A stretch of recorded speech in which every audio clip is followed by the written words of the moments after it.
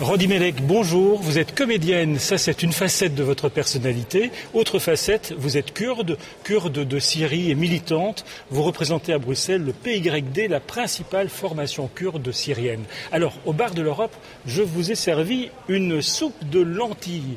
Parce que c'est un plat bien de chez vous, mais aussi parce que certains se demandent si vous ne servez pas la soupe au président Assad, qui soudainement est devenu très très gentil avec vous. En tout cas, il vous laisse tranquille après vous avoir longtemps opprimé. Qu'est-ce qui se passe? Expliquez-nous.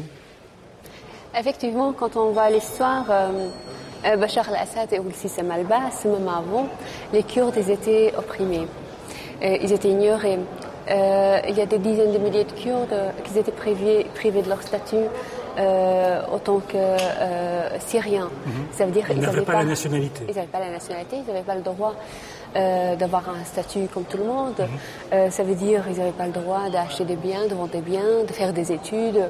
Bref, eux, et excusez-moi de le dire, comme les animaux, ils étaient traités.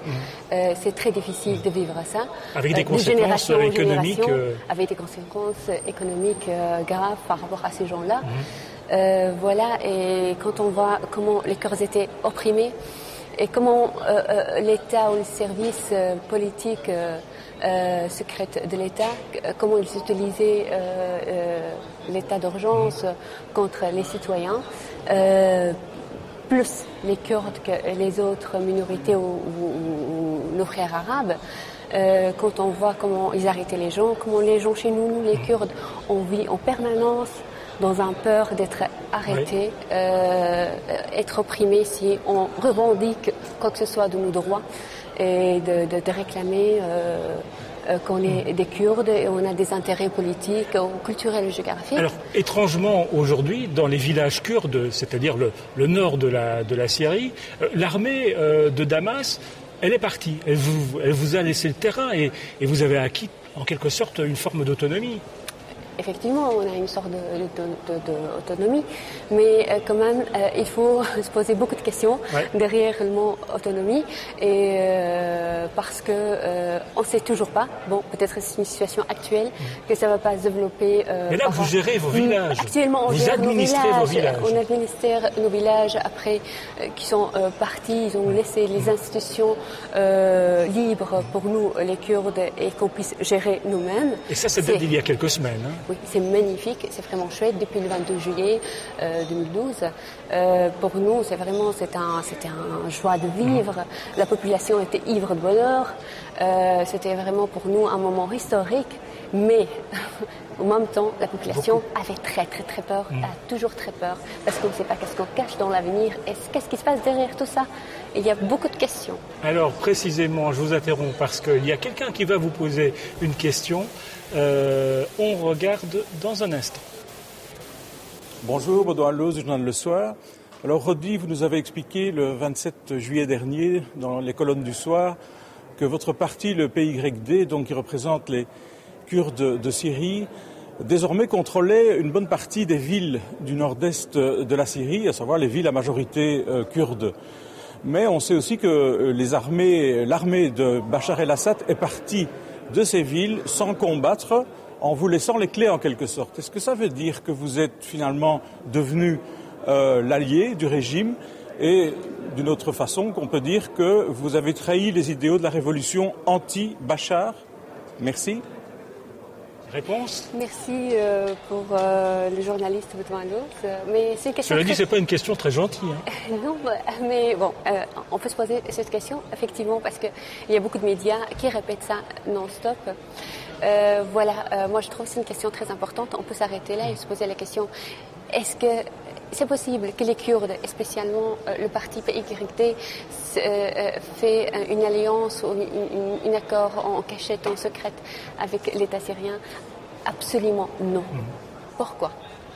Parce qu'il y a des raisons. La première raison, nous, on a souffert sous le système Al-Bass, sous le système d'Hafez al-Assad, jusqu'au fils.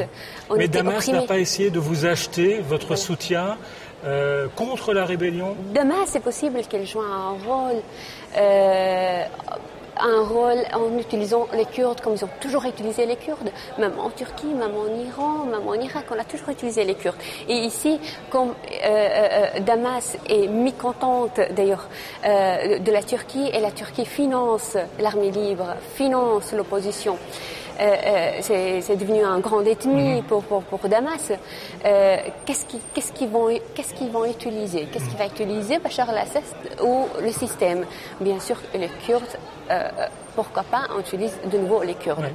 Mais cette rébellion, vous la soutenez ou elle vous fait peur quand même un petit peu? La rébellion, en Syrie? Bien sûr qu'on la soutient. Ça, c'est, dès le début, on soutient la rébellion. Et la révolution a commencé du nord de Syrie jusqu'au sud de la Syrie. Dès le début, c'était une révolution pacifique. Et nous, les Kurdes, on veut maintenir ce côté pacifique. Et non l'armement de la révolution, ce qui se passe maintenant. Parce que les victimes, et qui vont payer tout ça, c'est la population, c'est les enfants, c'est les gens pauvres, c'est les familles sont les victimes de ça. Et dans l'avenir, peut provoquer une guerre civile très, très, très, très dangereuse.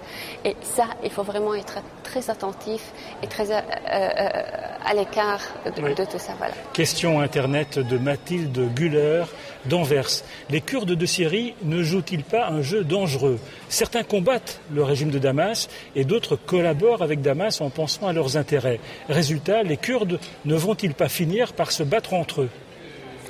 Les Kurdes ne vont pas finir se battre entre eux parce que je crois que quand même il y a certaines forces ou certains gens, politiciens kurdes qui sont vraiment travaillés depuis des années pour la question kurde et je crois qu'ils vont faire tout pour bien contrôler la situation chez les Kurdes. Mais par contre, ce qui nous fait peur, c'est vraiment les forces régionales qui peuvent pousser que les Kurdes médiatiquement, avec des propagandes contre les Kurdes, pousser les Kurdes vers une guerre. Et ça, c'est ce qu'on nous, on aimerait bien éviter. Rodi Melek, merci d'être venu au Bar de l'Europe. Et on peut s'attaquer à ce plat bien de chez vous, cette soupe de lentilles. Merci à vous.